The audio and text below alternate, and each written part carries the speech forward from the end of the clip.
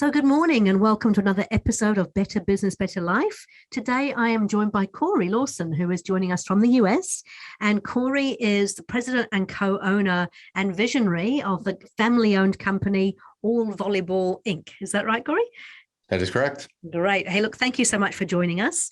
Hey, we always like to get started with sharing a professional and personal best. It's an EOS thing, as you know, and just to give the listeners a bit of an insight into who Corey is. Yeah, happy to do it, and thanks for having me. I would say personal best is we just talked a few minutes offline ago.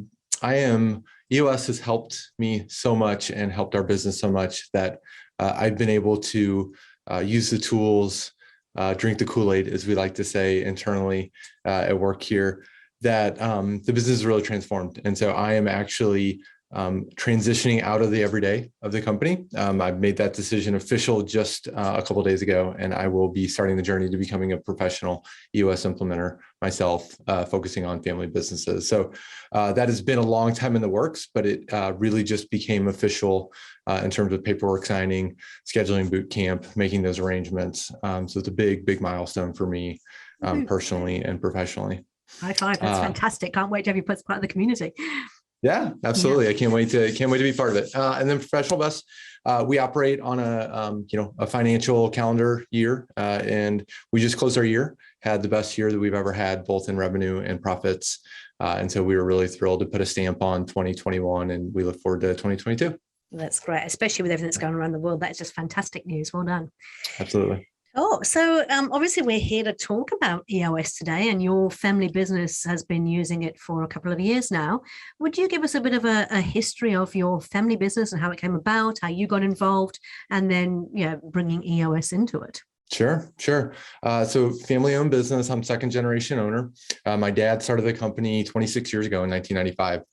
He never graduated from high school. He was a union welder his entire life, and he got laid off. His job got shipped to Mexico, and he didn't have a job. And right around that time, my sister, who's also a co-owner, she's a year older than I am, she was starting to play volleyball, and he was driving around St. Louis, Missouri, where we're based at.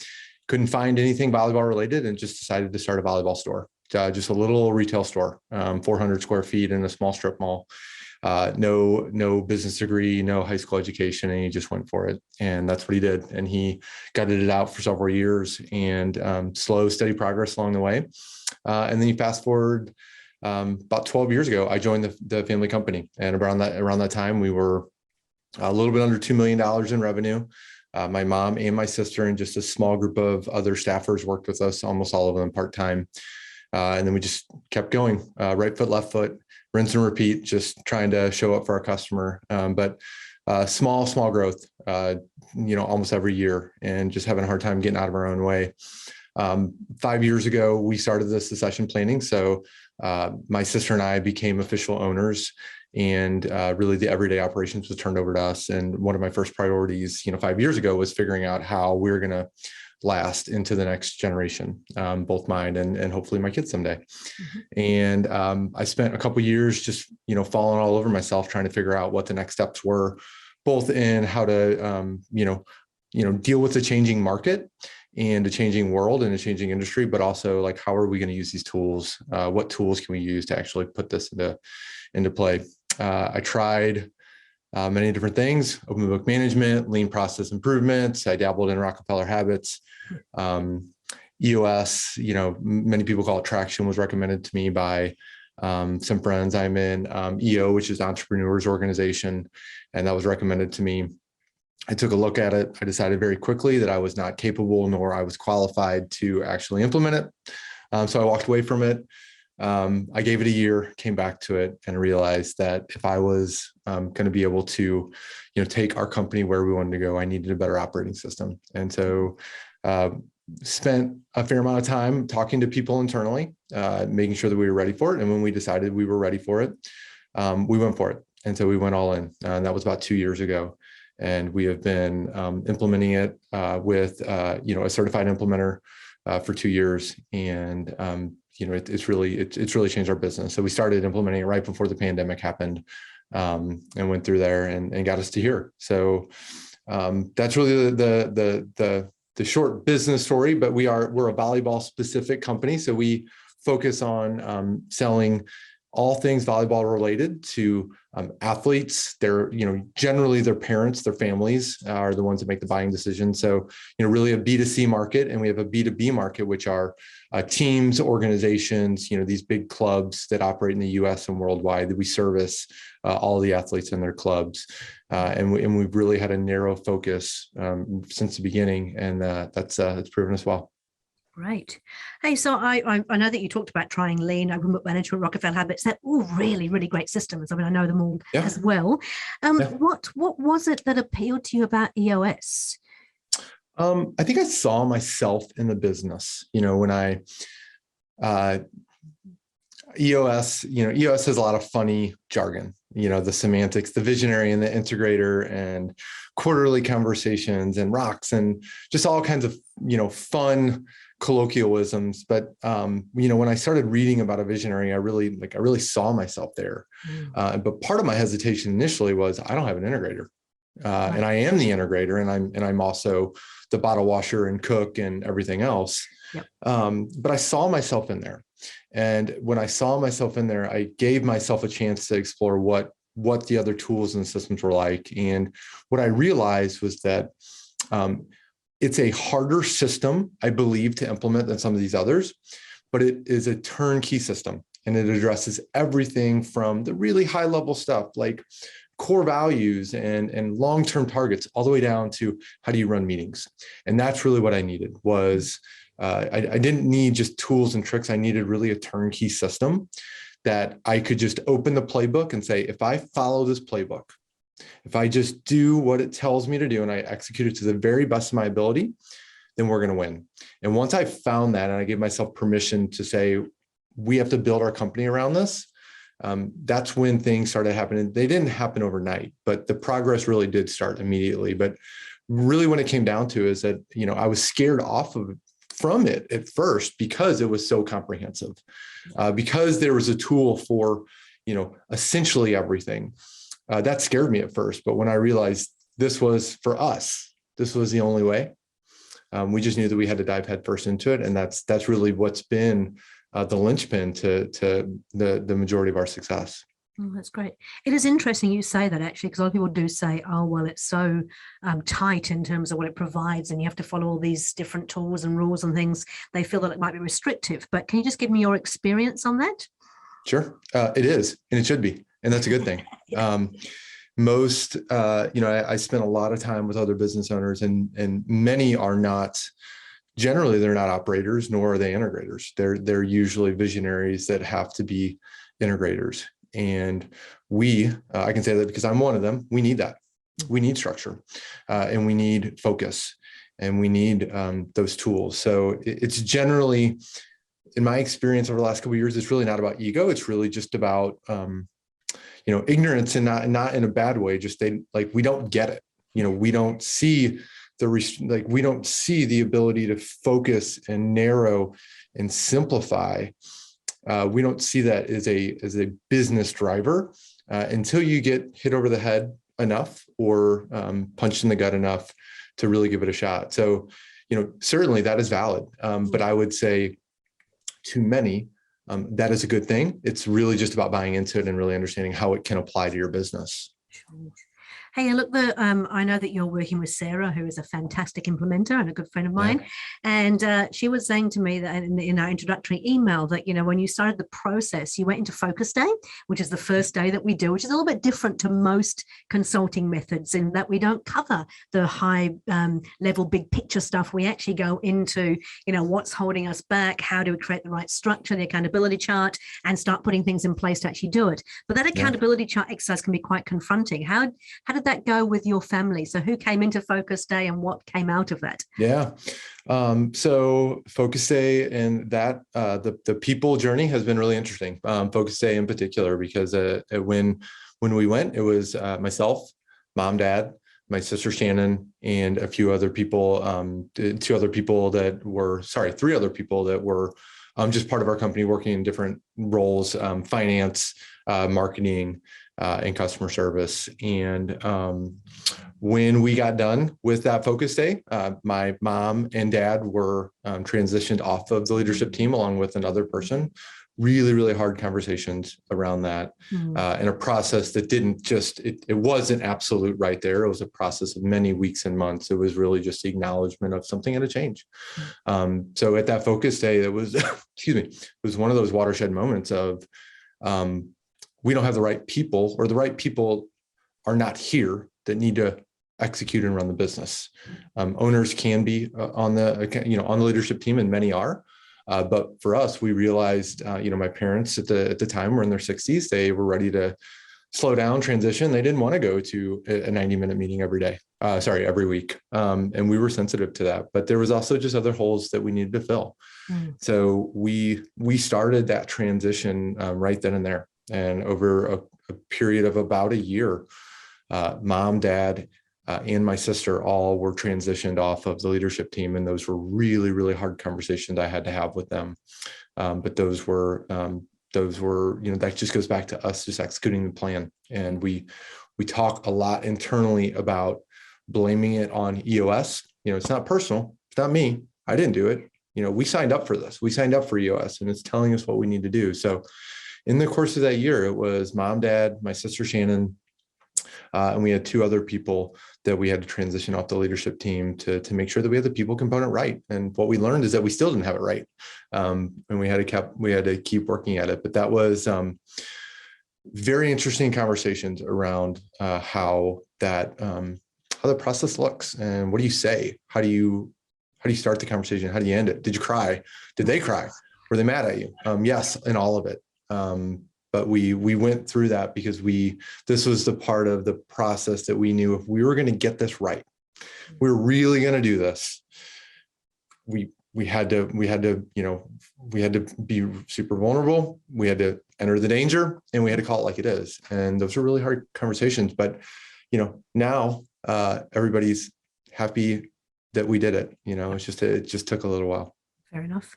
And I mean, sort of 2 years down the track now. So what do mum and dad and sister, are they still involved in the business? What are they doing? Sure. Yeah. So mom and dad are still involved in the business. They, when the pandemic started, one of the first things we did was we had to lay off 8 people. So that was a big part of our company, because we're about 30 plus people. That was a big part of our company. Yeah. But by nature, they had to go back to work in the everyday. And so they were not working every day. They were not working in the everyday part of the business. They were getting to enjoy some of the benefits of really being, a hands-off owner, very focused on culture, very focused on just being a presence. They like to say that they've got, 9 grandchildren, which is their immediate family, but 24 grandchildren, because we have lots of young families that work here. And so they were very focused on that. But when the pandemic started, they went back to work essentially full time, every day, 9 to 5. And since then, what was really neat was part of the EOS process. They get to fall in love with the business all over again. And so they got to not be owners in the sense of executing the business plan, but they got to fill really essential roles in the business. And so that gave them the opportunity to kind of redefine what their work-life balance looked like. And so they worked very heavily in the business during the pandemic. In 2021, as we transitioned out, they still worked almost every day. But they really found roles. My dad, so we do a lot of production, shipping orders, kitting orders for clubs and teams. My dad's a blue collar guy. He never graduated from high school, no college education, never learned how to type. So he likes being in the back with the crew that is, working with their hands all day. And my mom supports our finance and business affairs team. So these are important roles, but they're not ownership roles. They're not leadership roles, but they've really fallen in love with that. And so they don't work, they pulled back on their schedule, but they do still have a very active role, but we have worked hard at meeting them where they are. And so we kind of check in with them every quarter when we do, our ownership same page meetings. Yep. Mom and dad, how are you feeling? Like, do you want to pull back more? Do you want to work more? And we really work hard at crafting those roles, but at the end of the day, they're high level contributors, but just not at an ownership or a leadership level. My sister Shannon does, she did transition out of the business. So we went from, she was on the leadership team.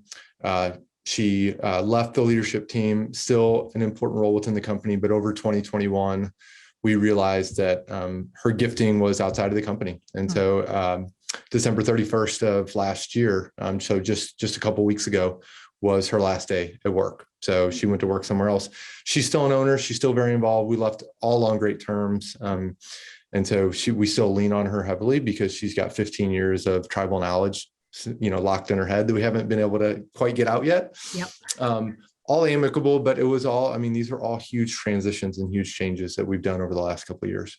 Mm-hmm. It is interesting, isn't it? Because this happens both with family members, but also with staff members. And people are always nervous because, this person's been in the business for a long, long time. But I can't speak on behalf of your sister, but often when they go and they find something else, they're a lot happier, as well as the business being in a better space because of it. Like, it isn't a negative because somebody chooses to go somewhere else, is it? The hardest part is just making the decision and having the conversation. Yeah. Both Shannon and our company are healthier as a result of it. And that was a big moment for us. And it was a tough moment for, my dad just wanted my sister to be happy. Didn't matter if it was at all volleyball or working someplace else. My mom, she wanted to see her daughter every day, and she was kind of pissed off about it. But at the end of the day, my sister is healthier and happier, and so is the company. And we left on the right terms. So we get to see her. She doesn't work on Fridays. So the last 4 Fridays now, she's been in helping our young staff transition. And, we backfilled her role internally. So we were able to elevate somebody that's been with us for a while into that position, which has been really cool to see. Yeah. So she still comes in and helps out to make sure that the transition goes well. So, knock on wood, it's only been about a month, but it's been a really great move for everybody. Excellent. That's great to hear. So in terms of the EOS journey, do you have any favorite tools that you've used in that journey? Yeah, I would always point to the L10 meetings as been one of our favorite tools. I'm not so sure that I would call that a tactical tool because it's really one of the cornerstones of EOS, but that has been super helpful.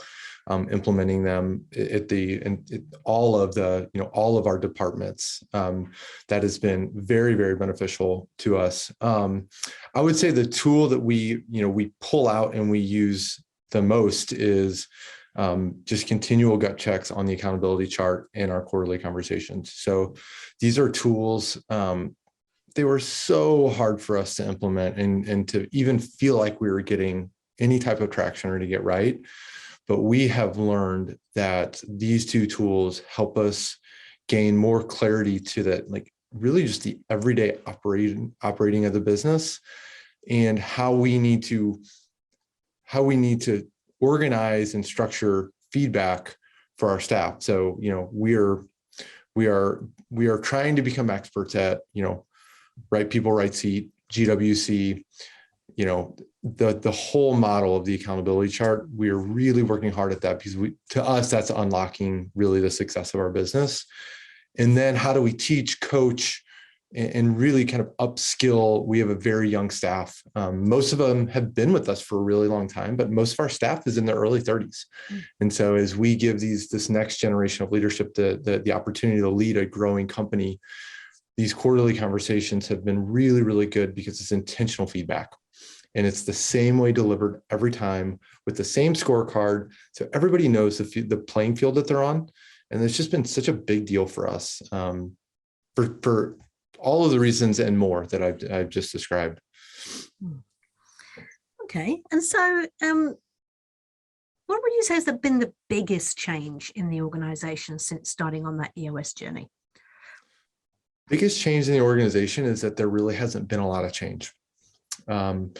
Once we figured out what our long-term target was, we went through our core values exercise and really we worked on those foundational tools.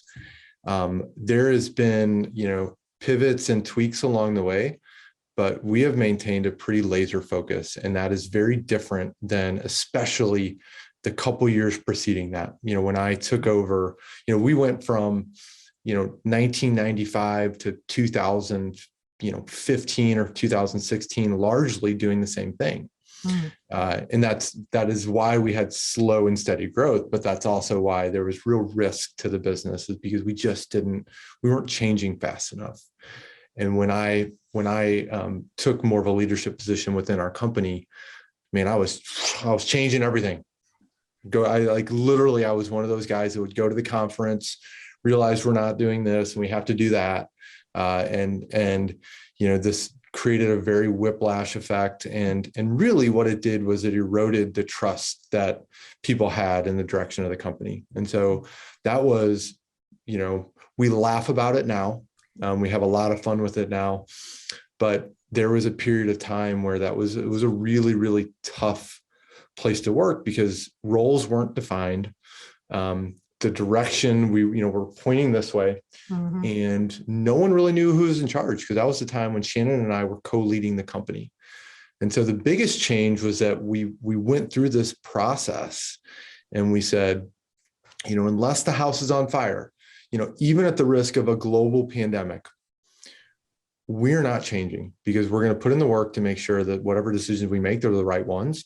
And we're really going to stick to them. And so the biggest change is that we've moved in one simple direction for the last couple of years, and we've just reaped the benefits of it. Yep. And that's got you through a pandemic as well. So you're not saying that you don't have to adjust to the environment, but you're laser sharp focus on what you're doing. Interesting. You talked about, setting up that long-term target, which we do in the VTO and the core values and things. Did you have that before EOS? No, excuse me. Or did you have it written down even, I should ask as well? No, we had like 12 different versions of it. And that, again, that was a problem, is that our core values really weren't core values, and we did not have any long-term targets. I mean, in fact, I remember vividly realizing when I started thinking about the EOS process and what a long-term target meant, that I had been working for the company for, 5-6 years. And I didn't even know what my parents wanted. Dad, do you want it to be $100 million company, or do you want it to be 5? I never asked him that question. And so all of those were really groundbreaking for us. Now, it wasn't that we didn't try. I tried different versions of it, but again, that's why I fell back to, revisiting EOS, was because it's a very clear outline of the things that you have to accomplish. And so the answer is yes and no. If you were to ask me the question in a different way, hey, did you actually use any of these things to direct your business? I would say absolutely not. All I did was just confuse the shit out of people, and really just cause a lot of anxiety around there, because people really didn't know, one day to the next, probably not, but certainly weekly, monthly. Yep. People felt like change was always coming, and that was a hard transition for us to make, but now, yeah. I love your honesty. Thank you so much. Just for those people who are listening, who perhaps see the visionary traits in themselves, it is true that the visionaries often come with lots of different ideas. They're sort of all over the place in terms of where they're going. That's really important to take the business forward. But yes. How did you feel having sort of structure put around that? Did you feel constrained? What was going through your mind as a visionary? Because I do have people who I talk to and they go, oh yeah, but I don't want to be constrained. Yeah. It's hard. It was hard realizing that I was in that role, and I was not the person that should be in that role. So it was hard. It was really just hard swallowing the idea of I'm not the right person in the right seat to be able to execute the business model and figuring out what that is, early in our journey. It was hard realizing that person didn't exist at our company, and that we really needed to find that person if we wanted to make this work. And so, yes, it was hard from the moment that I started it. It is still hard. We have an excellent integrator now who does keep me focused, keeps our company focused. But we fight like brothers and sisters, because to this day, I still get excited about new ideas. And so we are very much that classic pair, a duo, so to speak. But yes, to this day, it is hard. Here's the thing though, is that once you start seeing some of the decisions that you make and focusing and letting your integrator, or if you can be that integrator, because there are people that can do both of those roles, when you stick to it and you see the results, staying focused becomes a lot easier. Once you see the results, whatever your results are, generally it's revenue and profit, but it could be, freedom of schedule. It could be, passing the business off to whatever your objectives are. Once you start seeing the results, it becomes a lot easier. But for a while there, it's really hard. And true visionaries, I don't ever think it goes away. But what it has done, if I'm hearing you right, though, is it's actually given you now the freedom to go off and do other things outside of just being the visionary within the organization. Hey, where did you find your integrator, out of interest, and how? I found my integrator. So we had a local recruiter in St. Louis that was helping us fill positions, marketing, sales positions that we needed to. And we spent a lot of time together, and she said, I have a friend that I think you should meet. I said, great, like, tell me about her. And so the long story of it was, she was more accomplished than most people that we were looking for. We weren't even looking to hire her. But this recruiter that knew me well and knew her well said, I think you guys would make a good pair. And she was familiar with the EOS model. And so we met just informally. And we spent the better part of a year, about once a month, we would get together and talk. And, she will tell you that, one of the first conversations I had with her was, I don't have a role for you, and nor can I afford you. So I'm not really sure why we're talking, but Kelly told us that we should talk. So here we are, let's have some coffee. And that was a long, it was a long process to realize that she was, and I wasn't looking for an integrator, so to speak. I was actually looking for an adult, because we again, like that, this was back when most of our staff was in their late 20s, that could help me manage the business, help my sister and I manage the business. And what I realized was this person is classically an integrator. And so before we got serious about EOS, we took the rocket fuel assessment. And we realized that we both tested, that the equilibriums of ourselves were really skewed towards an integrator and a visionary. So it was a bit of happenstance. We have used other, companies, recruiting firms that specialize in finding integrators or finding people that fit in the EOS model, which all highly recommended. But for us, we were very lucky that she kind of was introduced to us and entered into our life right when we were starting that journey. Perfect. Hey, so just for the listeners who don't know, so the rocket fuel test is a very quick online test that actually helps you to understand whether you are more likely to be on the visionary side or the integrator side. And as we know, if you can find a visionary and integrator who work together well, that's the perfect combination for taking a business forward, right?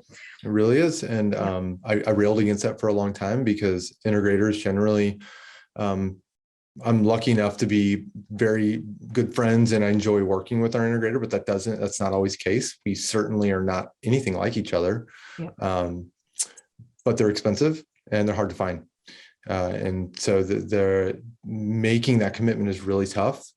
But I'm just, one of the reasons I feel it's important that I enter into the EOS community as a coach is because I'm still living and breathing this stuff every day. And I really can speak to the value of spending more money than you feel like you have, maybe even creating a position that you don't even know exists. But people, especially visionaries that want to make this work, not having somebody that can execute the business plan down to, your daily cadence of an L10, it's really the missing link to a lot of the stuff. Fantastic. Hey, look, we're running short of time. It always seems to go so quickly when I'm having these conversations. So I'd like to thank you for sort of sharing all of that. Just in terms of tips and tools for the listeners, we like to give them 3 things they can take away. Could be something that you've done yourself or something in the business. What would you like to offer? A couple things that I would say. First and foremost would be either find a system that you can use to operate your business or create one of your own. And don't deviate. Spend the time and the energy to find the right one, even if it's not an EOS or anything that's already been published. If you read the book, it's really not rocket science. It's really about, so if you can build your own system out of cobbling together the best of everything, the key is finding something and sticking to it. And for us, it was EOS. Many others, it is different business operating systems. And some of the most successful people I know that are in my EO forum or just in, just other counterparts, they don't run on any operating system. They just have built their own, but they're disciplined enough to use it. So my plea for any business owner that wants to find some peace and some profit and some purpose in their business is find that system, whatever that looks like commit to finding that system. The second thing that I would say, that we talk all the time about is we say, stop playing store. So when I say this, I mean, stop going through the motions, stop saying you're going to do something and then do the exact opposite, lean into the hard stuff. Everybody knows what you need to do. We're just all scared, all of us, all the time. And so that is really kind of taken on a life of its own. And we say, just stop playing store, lean into the tough stuff and do what we know is right for the business. And the last one is just get help.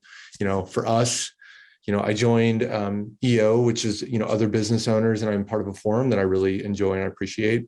And then we hired an implementer, and again, they're super expensive. But getting help, whatever that looks like. So if that's a coach, if that's a professional organization, many times we're on an island, and our coworkers, even our families, they don't get it.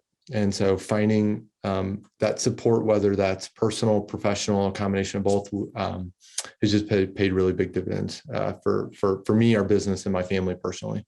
Yeah, that's fantastic. Okay, that's great. So